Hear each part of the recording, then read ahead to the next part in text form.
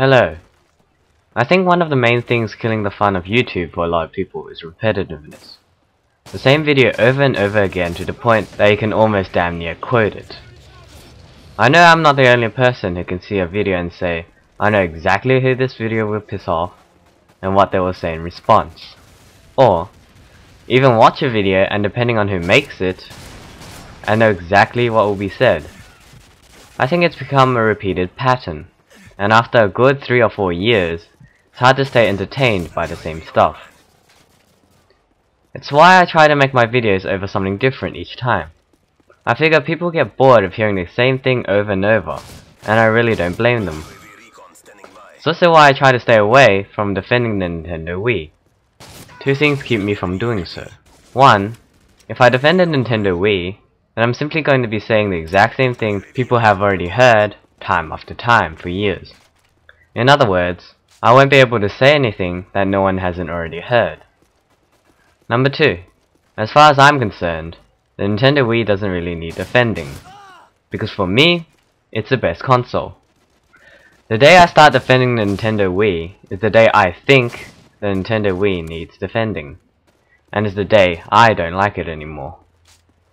To me, there's only so many ways you can say this console is the best before you start repeating yourself. And there's only so many ways you can say this console sucks before you start repeating yourself. So I think the YouTube boredom comes both ways. Those who watch the videos get bored of seeing the same thing over and over, and those who make the videos get bored of the same comments left over and over. However, what I've always wondered, and maybe you can answer this, how did a topic like PSN being down suddenly become more interesting than a topic of a new console? You know, to me, when people were talking about the new Nintendo console, things were fresh and new. But once PSN went down, the bashing came back, and YouTube went right back to the repetitive state it was in.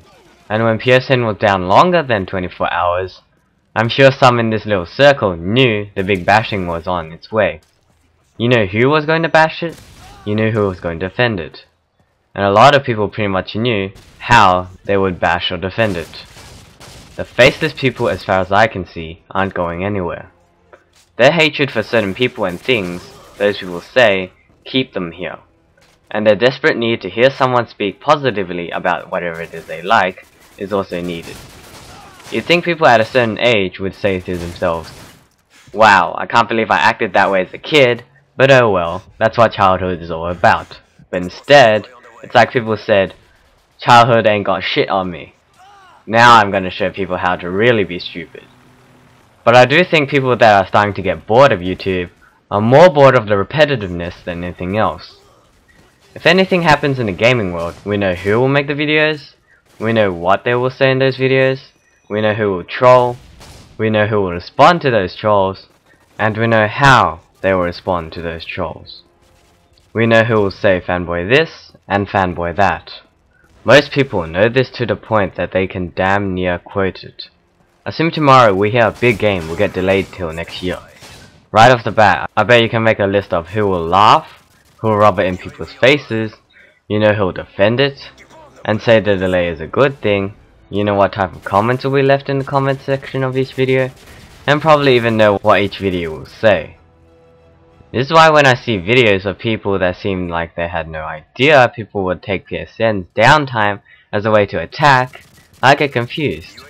As if to say to myself, did they really not see this coming? So the gaming portion of YouTube, or at least the little circle, becomes this giant area of repetitiveness. And it seems that the biggest form of entertainment, sadly, is trolling. Which I'm guessing is why people found it more entertaining to laugh at PSN being down, instead of talking more about the new Nintendo console. So I don't know if the boredom comes from seeing the same faces, or if the boredom comes from hearing the same faces repeat the same exact thing. To me, I see in a way, this little gaming circle has become that old TV sitcom that you've seen so much that you know what every episode is all about.